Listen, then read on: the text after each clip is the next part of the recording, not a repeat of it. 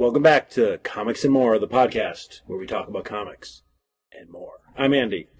I'm Steve. And I'm Lex. We're here to talk about comics and more. Dun dun dun! So who wants to start off this week?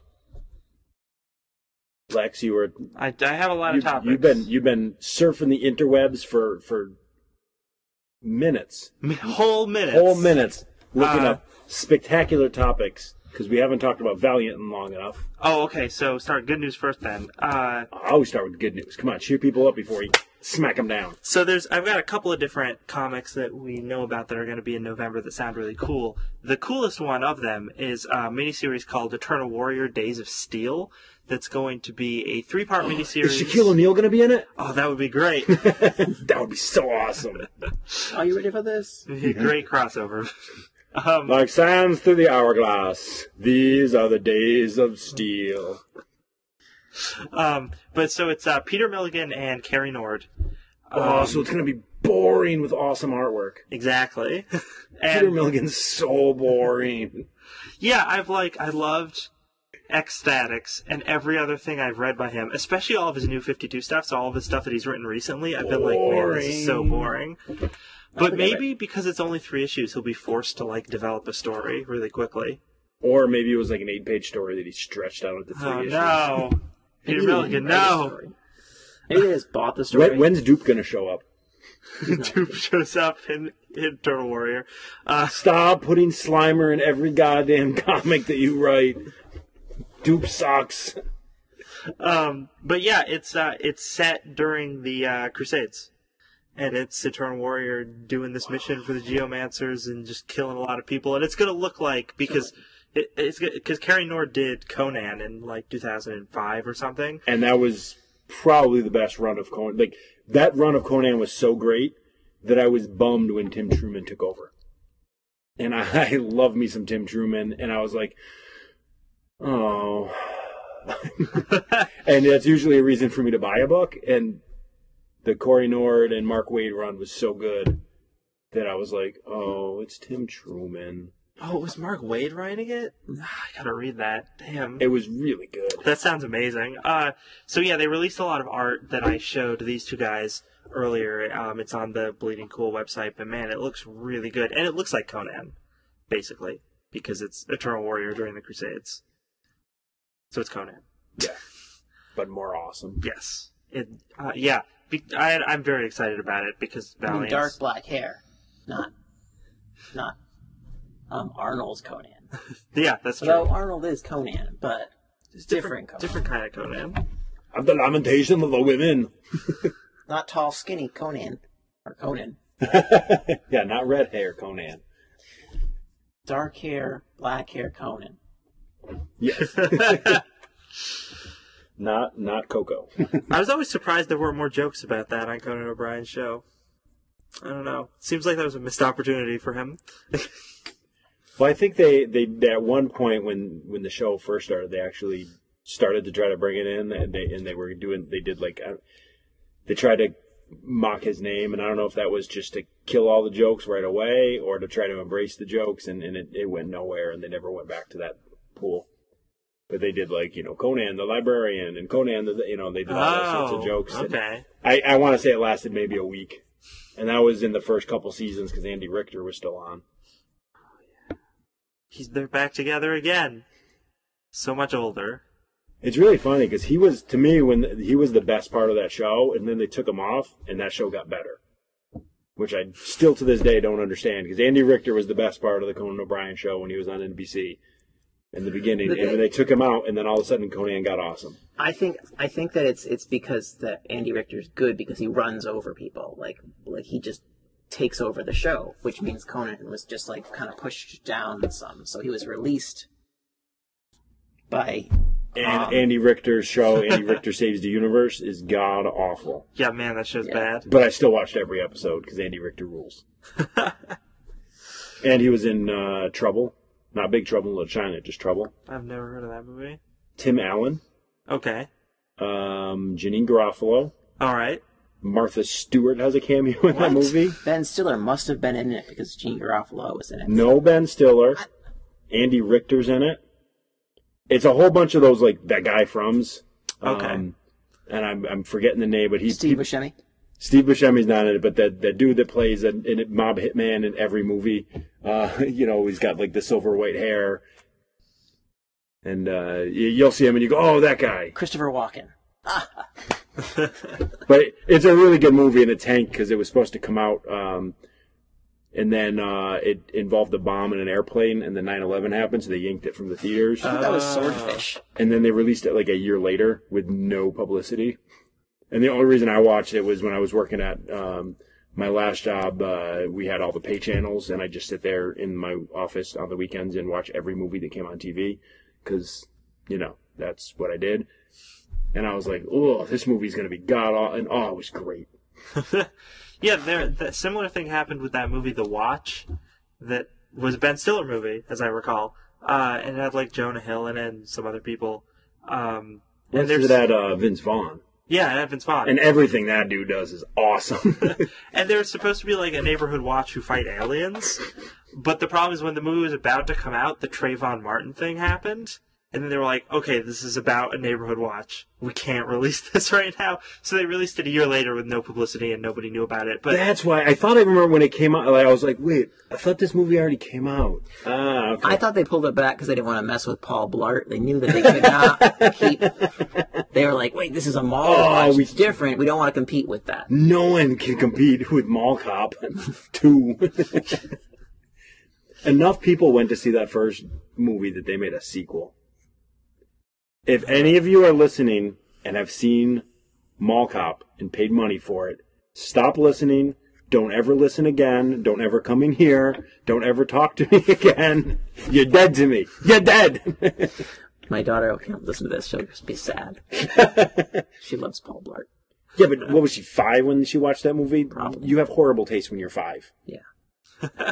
Horrible. I hated Star Wars when I was 5. Oh no. I would have figured for you you would have still liked it even then. I was like, oh, what's this movie about these 2 robots walking around the desert? This movie's boring. So boring. And then like 3 years later, I saw like the end. It was like, this is the greatest movie ever. My dad's like, yeah, this is the movie I tried to show you like 1,000 times, and you kept on whining about it, you little crybaby. Smack! Your father, great man.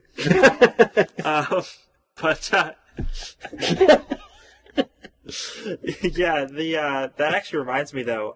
Although I did not see it, nor do I ever plan to see it. Ninja Turtles came out this past weekend. All right, so for those of you that are longtime Ninja Turtles fans, go to Facebook, look up Jim Lawson Illustrations. Jim is an awesome dude. He was one of the not original, but he was one of the first people the Mirage people brought on after Eastman and Laird got big to take over Turtles for them. So he's been working on Turtles for, 25 or so years. So him and a couple of the other Mirage guys went out and he did this review of this movie that I was just like reading this going, this is, so good. He did not like the movie. Really?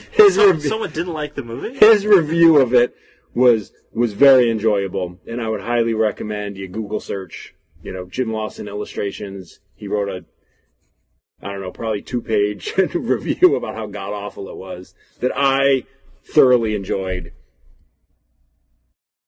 And it made me not want to see the movie even more. Yeah, wow. That I kept meaning to look up the weekend gross for that movie. I know on Thursday night it made $4.6 million. It opened as number 1. It made enough. They've already announced number 2. Oh God, I hate the world. I hate it so much. I'm mildly glad, I guess, that it was enough that the Turtles will still be around. But at the same time, although as a fan of the original comics, I didn't even like the 80s and 90s movies and cartoons because I thought they were a little too cartoony.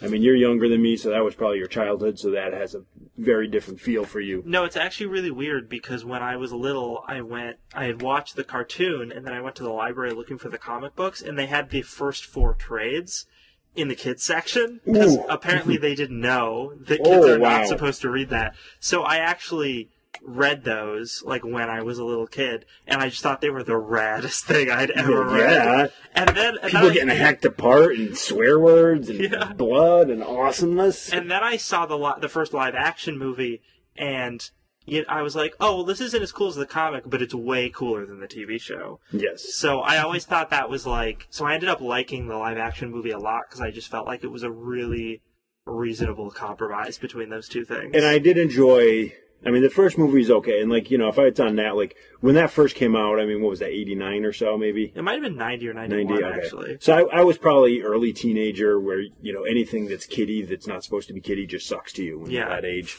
So I remember I hated it at the time. But looking back, I mean, the first movie is actually pretty decent. And I do enjoy it and think it's pretty good. The second one, man, then they get a little... Then they go downhill pretty fast. Yeah. I'm just happy they wore costumes. I love movies where they wear costumes. I don't want to see cartoons Yeah, I don't like the masquerading CG. as real life too much. Occasionally it's okay. Gollum, and that's about it. Well, I've now seen Guardians of the Galaxy twice. I'm not going to give any spoilers. I'm not going to spoil anything. I was just going to say that the Rocket Raccoon and Groot, those are CG characters that actually, fit really well into the world, and they look pretty real alongside the actual actors that are there. Plus, there was that good mix of, you have some CG characters that are main characters that have action sequences, but you also have a bunch of real people who have action sequences. And I see the difference with that, I guess, being that It was in space. you couldn't... That was the difference. You really have... Doing Groot without CG would be very difficult and possibly cheesy. Yeah. Rocket Raccoon, you may or may not be able to do Without that. CG, you kind of need a midget in a costume, and that could be bad. I don't know. Right. I So think- I get why those are there, but Turtles, we've already proven we can do that without CG. I'm Yeah. pretty sure Vin Diesel is stiff enough to play a tree. I'm not positive, but I think he could do it. He's I'm not, going to not diss quite, Vin Diesel. He's the he's not greatest quite actor tall of enough this to play or a tree. any but generation. stiff enough, And yes. he loves Dungeons and Dragons. He's really into it. Gotta respect that. But yeah, man, Guardians of the Galaxy, that movie's good. If you're going to the movies this weekend, don't go to Teenage Mutant Ninja Turtles. Go see Guardians of the Galaxy. Even if you've already seen Guardians of the Galaxy, just go see it again. Yeah. It's better to go see... What's the crappiest movie that's got to be out now other than Turtles? Oh, geez, I don't know. Because go to see that instead of Turtles. That's all you have to do. Just don't go see Turtles. Oh, phone problems. We get callers. People are trying to call into the show, Live even though we're calls. not live, so I'm not really sure how they know that we're saying these things. Maybe it's just someone outside that can hear us. Are you sure it's not Brian Michael Bendis again? Oh, God, Brian Michael Bendis. Could jump off a bridge. Stop calling us Brian Michael Bendis. Oh, so that reminds me. I read an article on Marvel's Axis event which is Rick Remender, I think, is writing that. Whoever that person is, they really want to get onto the show. I was reading this article on it, and it was talking about how the main idea behind Axis is that everyone's sort of moral compass gets shifted, 180. So all the villains sort of become good guys, and all the good guys become villains, and then fight each other. And it encompasses the Avengers and the X-Men. I can see it definitely heading that direction in both of the Avengers books, with Hickman's Avengers, and, I mean, literally the end of the last New Avengers was just not the last one, but they definitely shifted moral compasses. They were fighting this whole thing, that Illuminati group or whatever. Yeah. And with Remenders, they're definitely flopping around quite a bit on what are they doing to save the world? What are we willing to do as far as there's so much time traveling, so that's confusing, but they're just what are we going to do? Wait, sometimes we have to do something not so great to win. But I saw that, and then I was immediately reminded that last year around this time, or actually it wasn't even that long ago, no, wait, it was around the time that Axis will be coming out. We had Forever Evil from DC, which was all the heroes are gone, and instead of the Justice League, we have all the evil versions of the Justice League. The Crime Syndicate of boring. I love the Crime Syndicate, but I couldn't... They still suck. New 52 version sucks. At least you got to see them all get killed in that event, though. That was great, because I just hated them so much, so seeing, like, most of them get slaughtered was amazing. But just, that's just bad writing when all you do, like, you don't need to kill, like... No. Like, let's just kill everyone. Screw it, we're probably going to reboot this universe in another year anyways. Let's just kill everyone, and when we kill enough people, we'll just, start over again. Or they were just dead all along. It was all a dream. It was all... And then we're going to wake up, and endings. Bruce Wayne's going to be in the shower. Zoom out from a snow globe. That would be hilarious. And Bruce Wayne wouldn't be Batman. He'd be Robin. Everyone that was alive in the 80s and watching And a woman. Alice is laughing. Everyone else like, what the heck? Why is Batman in a shower?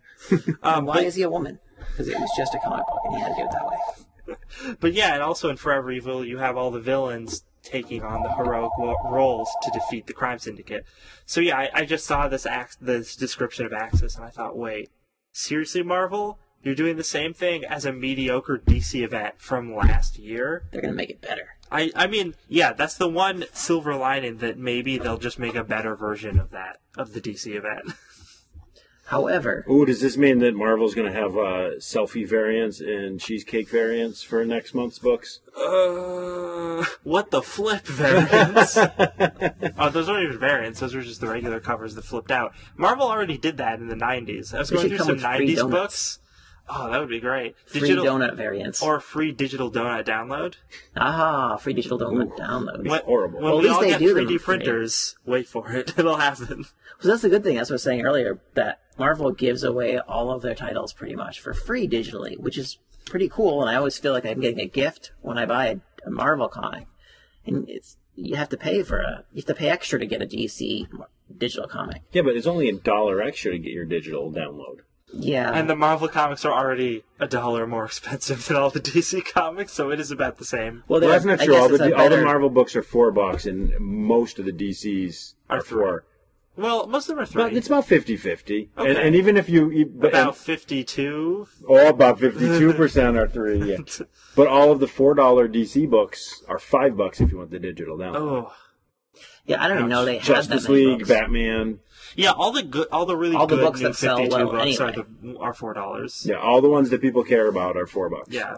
So it breaks even. Batman, Batman Detective, all Justice League, $4. Batman.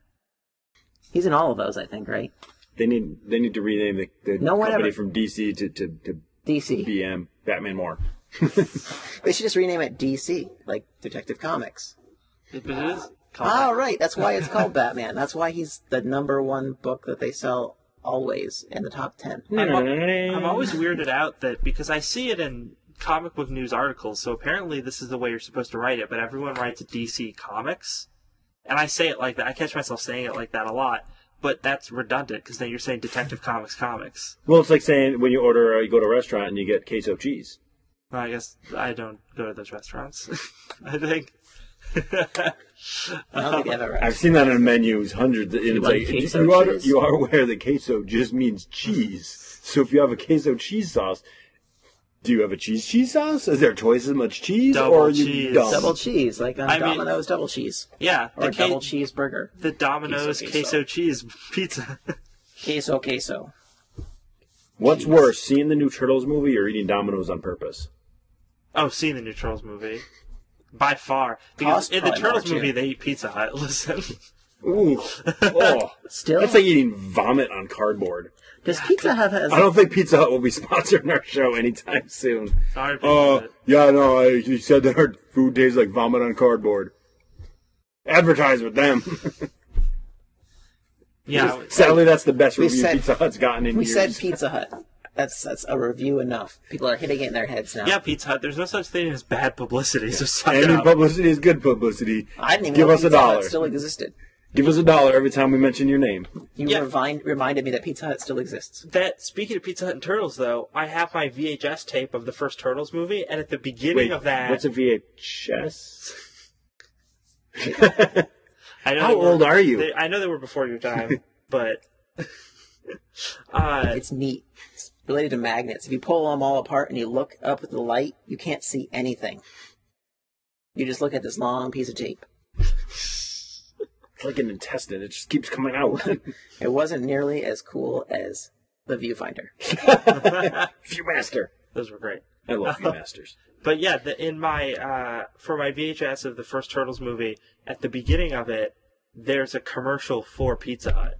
It's like kids at some baseball game, and then their coach takes them all to Pizza Hut afterward. Ooh. And I was like, Pizza Hut's owned some stock in the Turtles or something. yeah, they must have for like a long time. I guess that's just the continuation of that relationship. We'll have to ask the creators at some point. Did you guys sell something to Pizza Hut? Because the Turtles are always eating Pizza Hut, even though they live in New York. But they can get real pizza. Yeah, they get much better pizza. Pizza Hut, real New York pizza. It's got to be. I'd say New York's probably the best place to get pizza. Oh, of course. And you get pizza as long as you're at a pizza place. Like I get it if you're like in Chicago, and then maybe you need to. Yeah, because you don't want to eat a pie. You want to eat pizza. Yeah. You don't want to eat like pizza cake. Pizza cake. A casserole that they call pizza. And I don't get me wrong, I love Chicago style casserole pizza, but it's not a pizza. It's delicious. It's tasty. Not a pizza.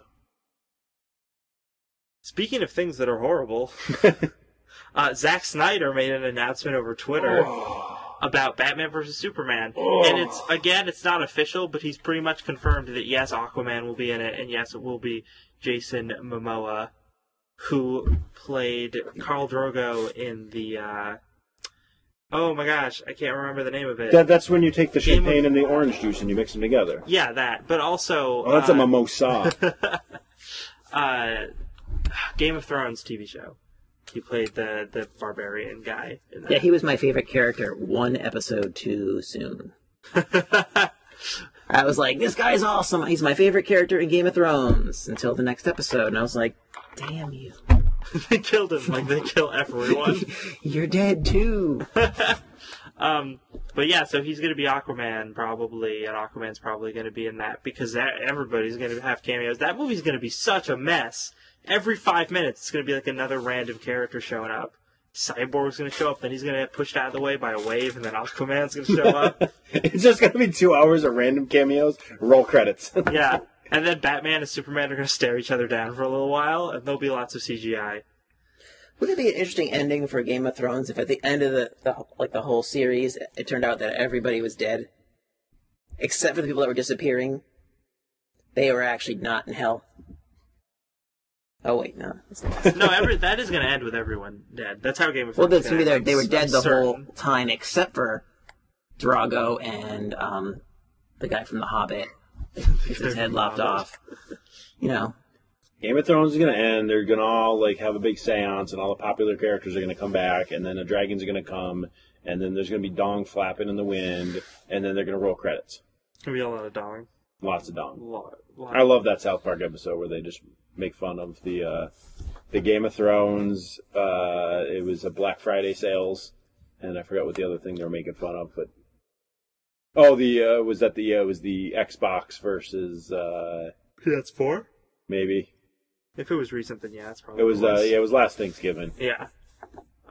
They had Bill Gates and the head of Sony fighting it out and stabbing each other in the chests for. It was pretty brilliant. But it was all wrapped around a Game of Thrones episode where they had George R.R. Martin show up, and he just kept on talking about dong. I gotta call him and find out what character I can root for on that show. You can't root for anyone. They're all gonna die. Hey, George, come on. Spoiler Help me alert, out, George. every single George. character's gonna die. Yeah, I guess that Just happens. like real life, everyone dies. It's true. Unless you're immortal. And if you're immortal, hook a brother up.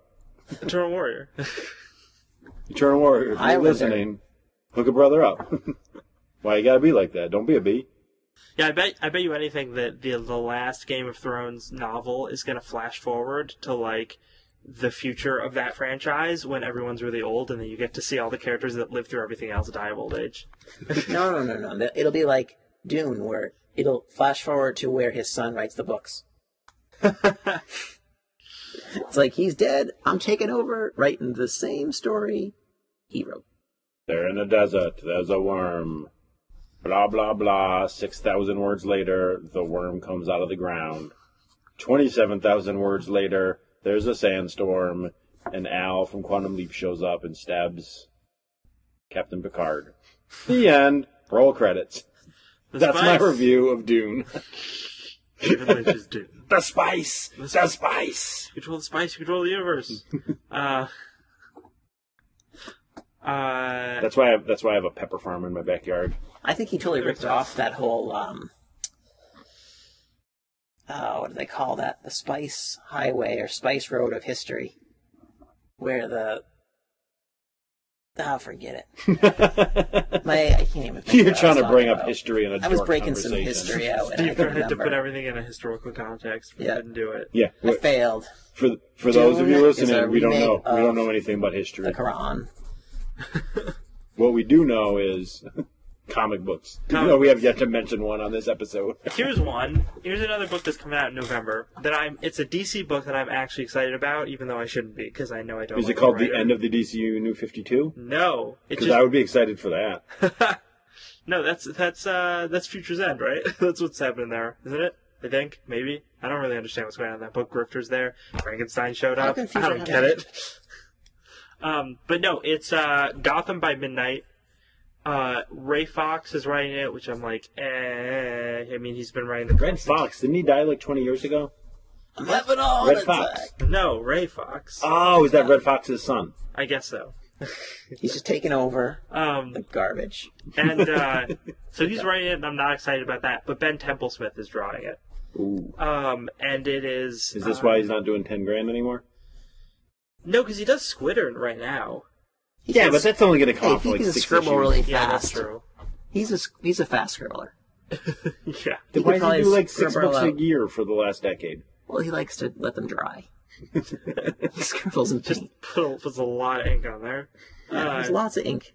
But yeah, it's the what's his face? Spectre, Jim Corrigan, running some sort of division of the Gotham PD that investigate paranormal stuff. So I've been Oh. listening to the Infinite Crisis on audio CD. Well, that was a bad idea. It was a horrible idea, but I listened to the first 2. That thing was 13 hours long. Ah, man. I got through 2 discs before I gave it back to the person that let me borrow it. I was like, I can't listen to this boring ass thing anymore. But it was, of those 2 discs, the disc and a half of it was the Spectre. And it was so bad. Because that was the Spectre and the DC Comics in the, when they were still awesome. Jim Corrigan, the original Jim Corrigan, was finally paid his dues, etc., and was allowed to go to heaven. And that series was ended. And then the Spectre was no longer attached to Immortal Coil and got corrupted and went around and decided to kill all the magic people. Before he bonds with Crispus Allen, who was from Gotham Hal Jordan. Underground. Or Gotham Central, sorry. Which was the Ed Brubaker and Greg Rucka series. It's awesome. And if you haven't read it, stop listening. Seriously, go get it. It's awesome. Read it. Except for that you're closed. Well, Maybe all right, not keep right now. listening on your way here for a day when we're open. All the live listeners will... We know you're at work, so you've got some sort of source of income. Yeah. So you can afford this one. Yeah. But yeah, listening to the audio CD just reminded me of A, how much I used to love DC Comics, and B, how much I hate them now, and C, how racist DC is. So the voice actor they got for Crispus Allen talked, well, oh boy, lordy, I don't know what's going on over here. And that's how they had him speak. And for anyone that's read any Crispus Allen comic, you are groaning right now. Because he was such a great character, and at no point did anyone imagine that he would talk like a Sambo. Like, why would you do that, DC? Why would you paid someone, you directed someone to speak like that? Didn't you say that? So he was originally from Metropolis, and then he transferred to Gotham, Yep. right? So he's essentially from sort of New York City, and then like goes to Detroit or Chicago. So nowhere in there should that accent exist. Correct. And it just it just made it worse. It was so bad. But it made me really want to read like my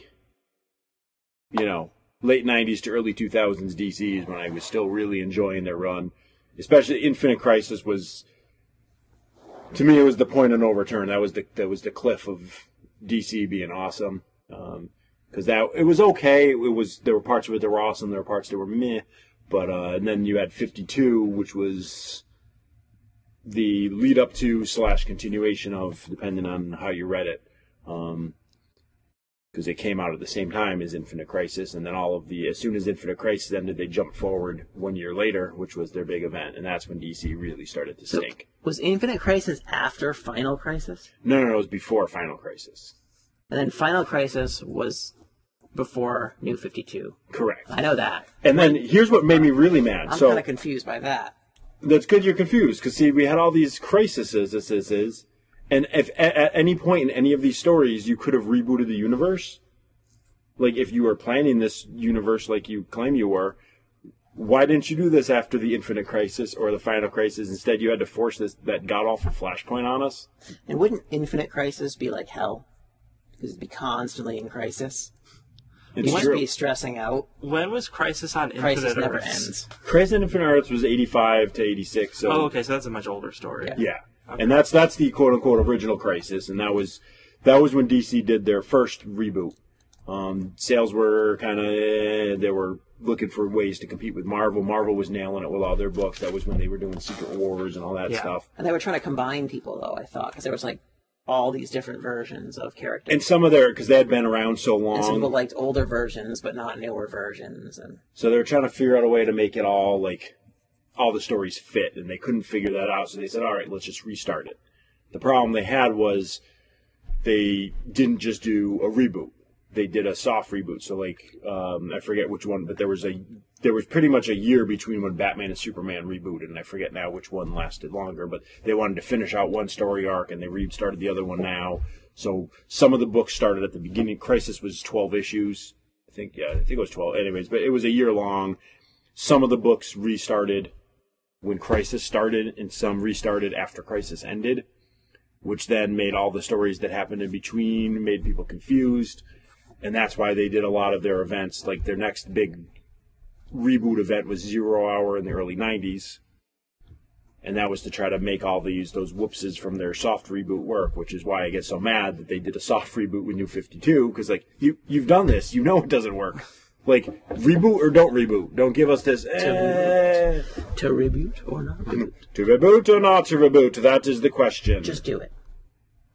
And instead they did this So- half-assed BS. Well, what's funny is I read a lot of stuff when the New 52 was going to happen, and there was a lot of articles where people were actually praising DC because of how hardcore an approach they were taking. Because they were like, man, they're just really rebooting everything. But then when we actually read 52, it's like, yeah, they rebooted most of their characters, but Batman did not get rebooted. They didn't touch anything that was very successful. Yeah. Which is like, that's not... So it wasn't really a gutsy move at all. Yeah. You did a more pathetic version of what Marvel did 10 years earlier, which when Marvel did it was god-awful, and all it did was tick off their fans. Part of it, like, at least DC attempted to bring in, like, big-name talent. Unfortunately, it was big-name talent from 1996 and 2009, but, you know, it was... At least they attempted to bring in big-name talent. When Marvel did it, it was at 02, 03, 2000, somewhere around there, but they brought in big-name talent from 1985. So you had John Byrne rebooting Hulk and Spider-Man in those books. Oh. The only era of Spider-Man worse than John Byrne's reboot is the Clone Saga. Oh, no. That's a low bar. And that's the only thing I can think of in the, holy crap, 50 years of Spider-Man that is worse than John Byrne's run. And there's been some pretty bad runs of Spider-Man. And the only Hulk run that was worse than... you know what? No. I think John Byrne's run is the worst run of Hulk.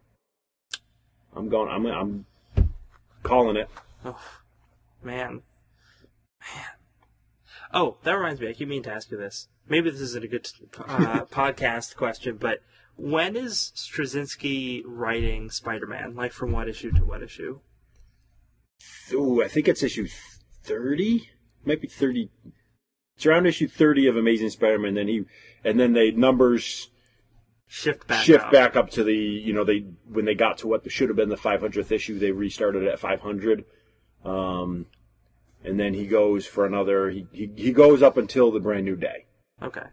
Because I was looking through my books yesterday, or not yesterday, but recently, and I noticed that I had been getting books through the mail for a little while, so I have like an almost unbroken run from like 480 to like 520, and it's all Straczynski, and I'm like, man, I should reread these, because these were like really good. And they retain now, too.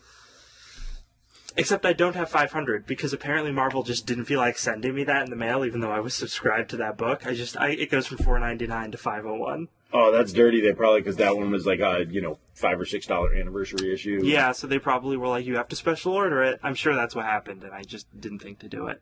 They used to do the exact opposite, because I had a friend that in the 90s would always save his coupons for those sweet deals. They'd always get 10 books for the price of 5, but he'd always save them for when he knew we were a few months from anniversary issues, and he'd send them in like 2 months ahead of time so that he would always get the anniversary, because that, all books were $1, but the 25s and 50s and 100s were all, $2 or $3, and they had a hollow foil, goo stain cover or whatever. The hollow foils. Die cut, transparent foil, nifty keen. So he used to always send them in, and that was his way of cheating the system back then. So maybe enough people did that. Marvel's like, no anniversary issues.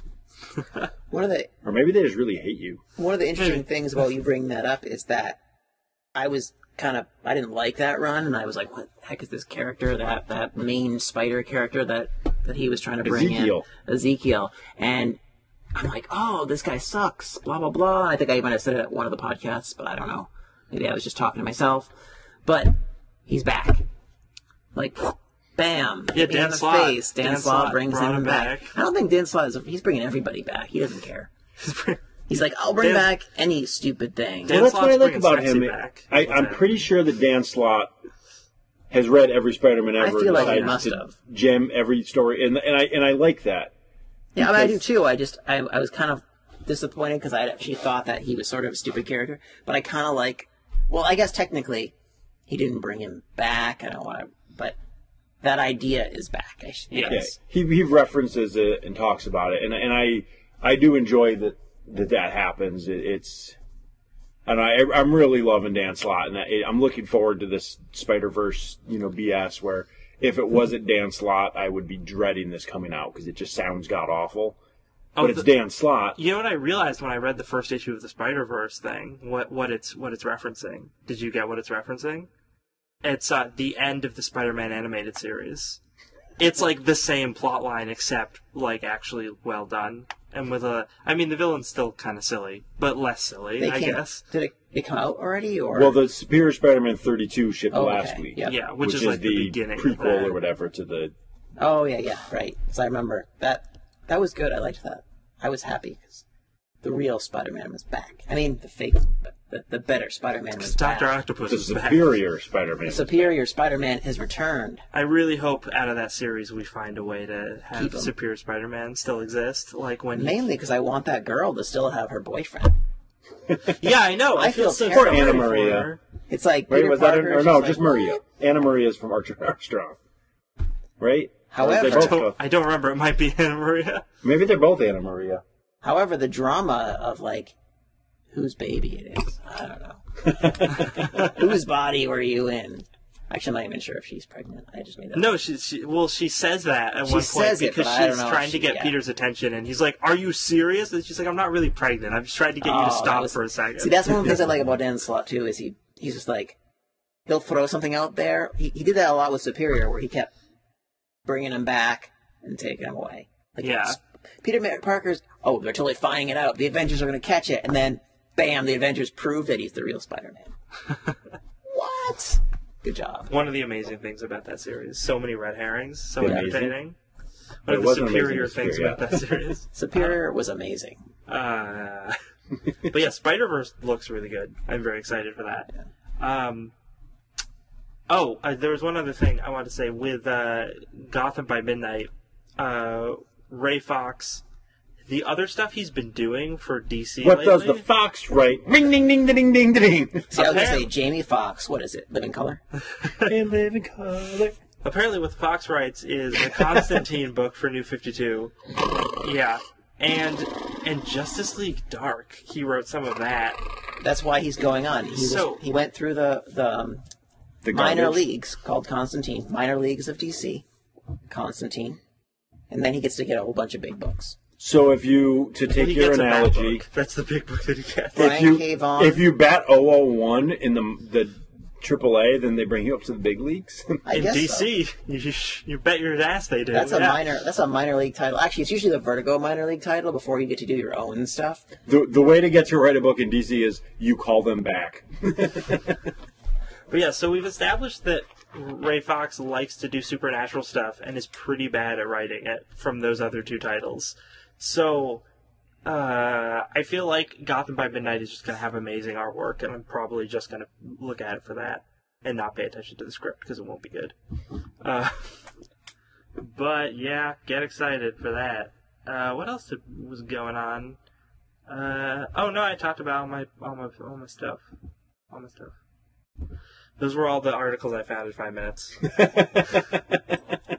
We do research for this show. So all 6 of you that are listening, we lost 2 readers. Ebola. Actually, you know what? I did some research too before the show because I was like, "Oh, podcasts." Was cool. it on Beak? No, it was on Stone Cold Steve Austin's podcast. Because I remember last time I was here, I didn't mention wrestling. I don't think at all, which was really weird. I usually compare everything to wrestling. Why wouldn't you mention wrestling on a comic book podcast? There's a way. Because they're like real life superheroes. They're real life They super. are real life superheroes. You telling anyway- me Brutus the Barber Beefcake couldn't like go fight crime if he wanted Not to? anymore. He's dead. But No, that's Ultimate Warrior. no. Brutus the Barber he Beefcake died is not before dead. that. He is not died. dead. He did. Look He it just tweeted my friend over the weekend. Yeah, look it up. His ghost tweeted. His your ghost friend. did it.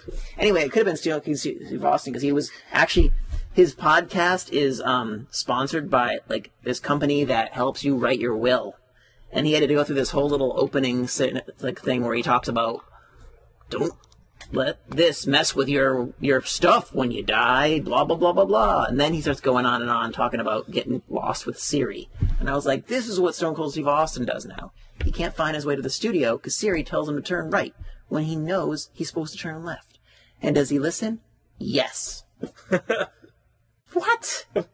This guy's whole life was about, whole career was built on defying the boss, and Siri gets him to turn the wrong direction when he knows he's supposed to turn right.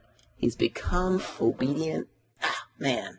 That's what I learned today on Stone Cold Steve Austin. Is it Steve Austin sold out by listening to He's what sold out. Siri says? Siri tells him what to do now. Man.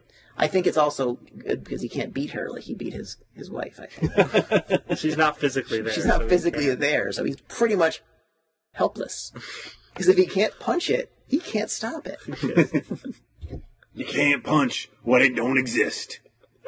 My little maniacs. But if my phone tells me what to do, I must obey. If the phone don't fit, you must have quit. The new wrestling villain, Siri. Stone Cold Steve Austin versus Siri in WrestleMania 8000. I would watch that. Definitely. He's going to drink a beer and spill it on his phone. There actually is a way to relate that to comic books, though, because There's a Stone Cold Steve Austin comic book put out by Chaos Comics in the didn't know. late 90s. that's amazing. That wasn't what I was thinking of. Oh, okay. Another pro wrestler, Batista, was Drax in the Guardians movie. It's true. And man, he has great comedic timing in that. I'm starting to think that after The Rock and Batista, it's just pro wrestlers have great comedic timing in movies. It's not all wrestlers, and I will tell you, it's like when a soap opera actor moves on to it becomes famous. I can think of none.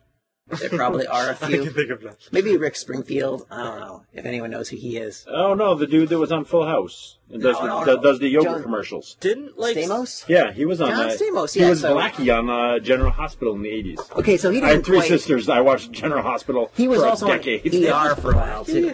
He was Blackie. That's He was on ER for a Sounds while really too. racist. So he actually went bigger. He got bigger. But not all wrestlers are like that. No, There's ER tons was of terrible the ones. dude that played Batman. No, but it was George Clooney, and then they replaced him with John Stamos John Stamos replaced George Clooney. at some point. Yeah, that would never happen. they had to get rid of the guy with the gray hair, and they hired the guy that was older, I think, and But he has no dyed shoe his hair. polish. dyed his John hair. Stamos totally used the shoe polish on his hair. But the majority of wrestlers are not actually good actors. What are you talking about? But the ones that are the most popular usually are. Well, I'm not saying they're necessarily good actors, but I'm saying they can have really good comedic timing. Because, like, The Rock is not a good actor. But he's really funny in the movies where he gets to be funny. It's true, like So Stay Cool, Be Cool, the sequel to Get Shorty. He's great in that movie. Or like Pain and Gain, which is a Michael Bay movie, so overall not very good, but The Rock is really funny in it. He's funny when things are blowing up all around him. Yes. If you could be funny when things are blowing up all around you, you should be on the Avengers.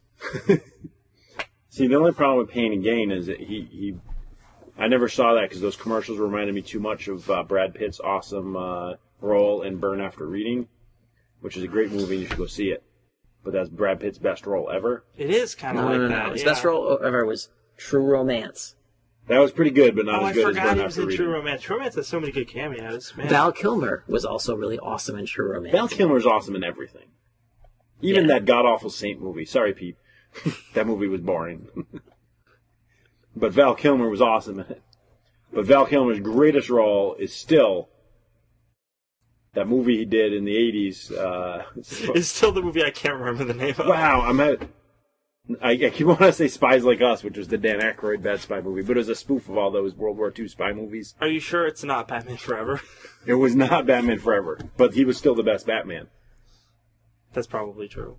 No, Burt West. Adam West. Adam West. Burt Ward. Burt Ward. They're all same to you, Round Eye. They're all the same superheroes. Man, I can't believe I can't remember Mutants. that movie. It was one of those great spoof movies. There's one awesome scene where the guy's looking through a magnifying glass in the commercial, and then he pulls the magnifying glass. There's a cow hanging from a thing. Top Secret. Top Secret, thank you.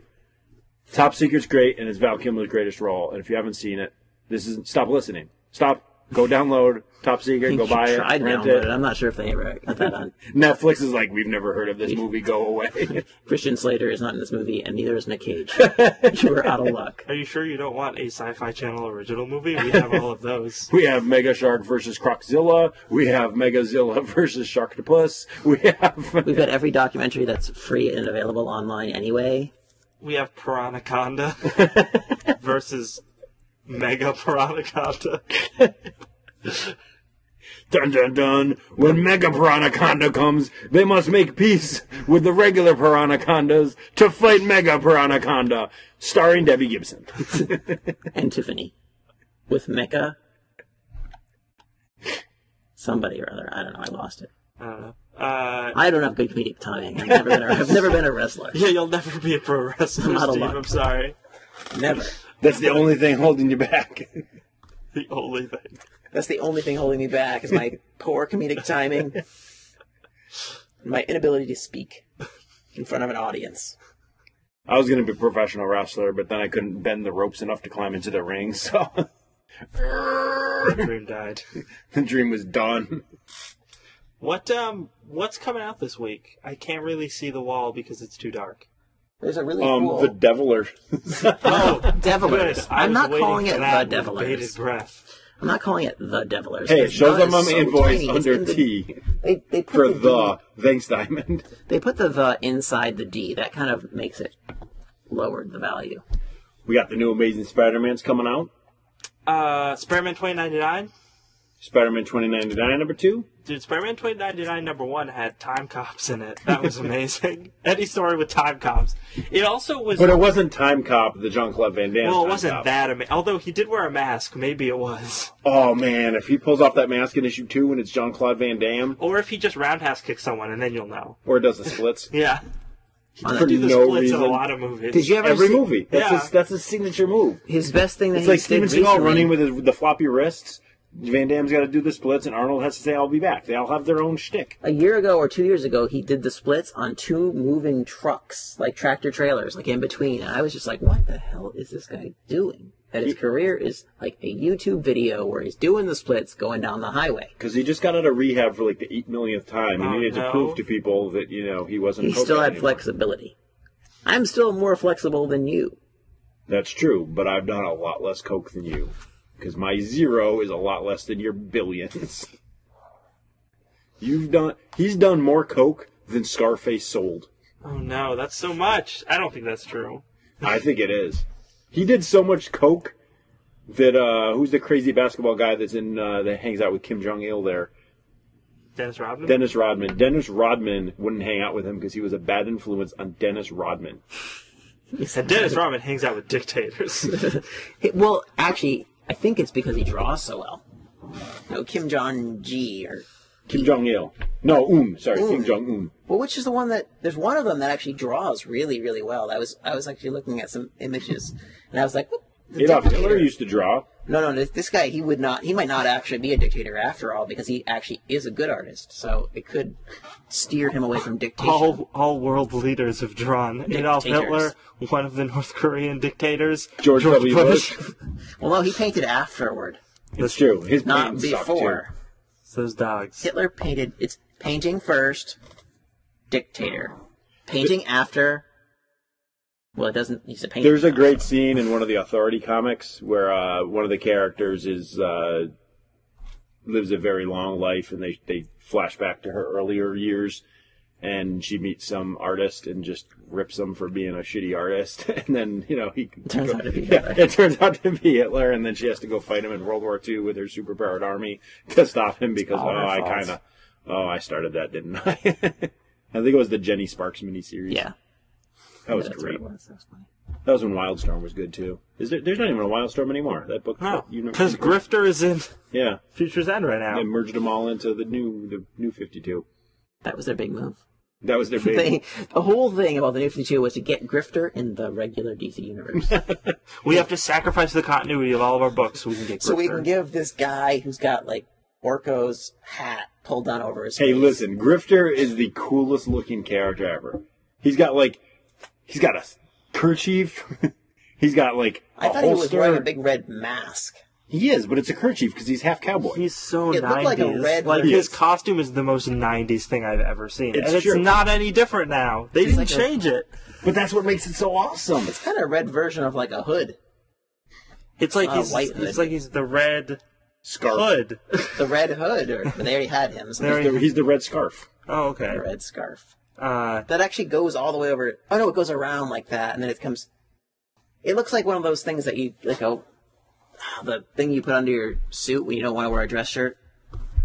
That has a fake tie, and I don't remember. See, this is my comedic comedy. I can't remember the words. it's just- Words are hard. once again, you'll never be a pro wrestler. No pro wrestling in my future. Yeah, what else came out this week? So, Some comic books. Captain America. oh, really? The cover looks really cool. It's got the Hulk all smashed and And there's old man Steve Rogers. old on man the Steve cover. Rogers, because he's got a cane now. Is because when Falcon now Captain America? Has that transition taken place? I'm not. I didn't up to read date. it. I'm just looking at the cover, and it looks like one of the Thors.